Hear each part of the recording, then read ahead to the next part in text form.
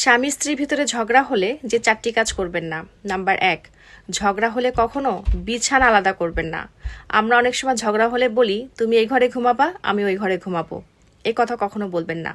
Number 2, স্বামী রেগে গেলে স্ত্রী চুপ থাকবেন এবং স্ত্রী রেগে গেলে স্বামী চুপ থাকবেন।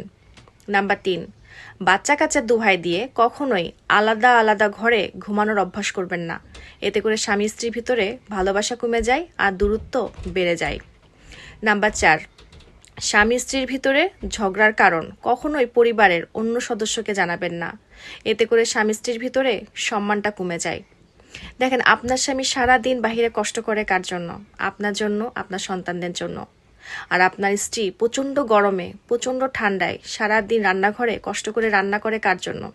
আপনার জন্য, আপনার পরিবারের জন্য, আপনার সন্তানের জন্য।